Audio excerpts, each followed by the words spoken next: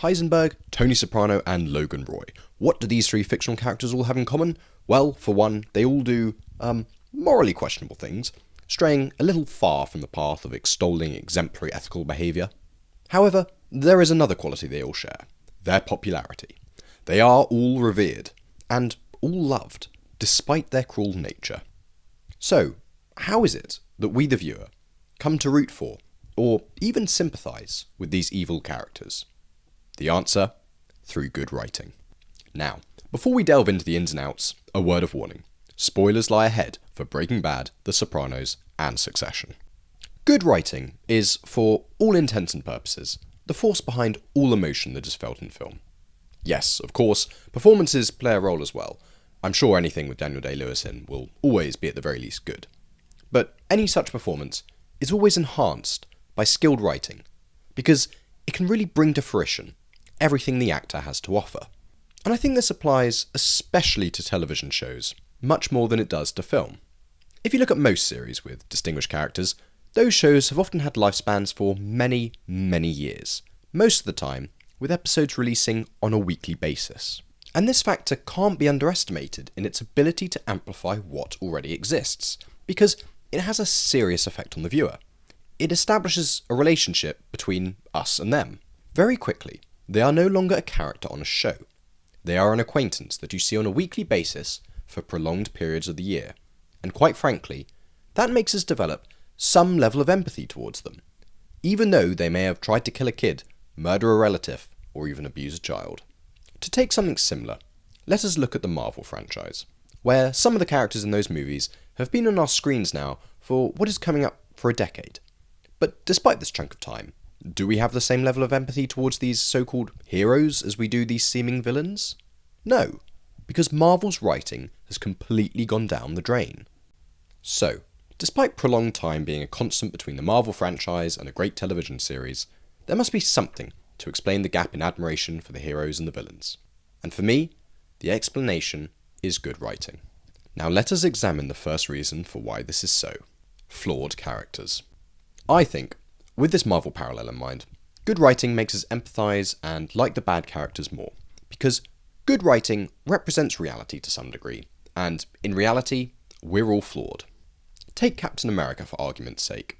He is quite literally the embodiment of a utopian ideal that is moral perfectionism, and that is something that people just can't relate to.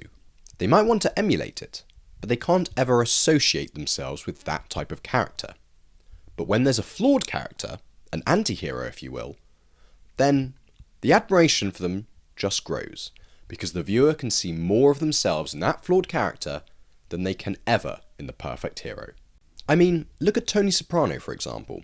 When someone disrespects his daughter, he doesn't take the moral high ground. No, he takes the low road and eviscerates them. And in no way am I saying any of the actions committed by these characters are good. Not at all. But rather, they are actions we would all think about doing. Revenge and vice are very easy to fall victim to. And the fact that these characters do makes them, in some very strange way, likeable. Because we, as the viewer, aren't perfect either. It takes good writing to find the right level of emulation on screen that can make us sympathise with them, because of how they are just that little bit like us, flawed. Now we come on to the second reason: misguided intentions. I think that the appeal of the anti-hero is loosely caused by their misguided good intentions. Walter White wants to provide for his family, sometimes by destroying parts of it and employing some severe willful ignorance.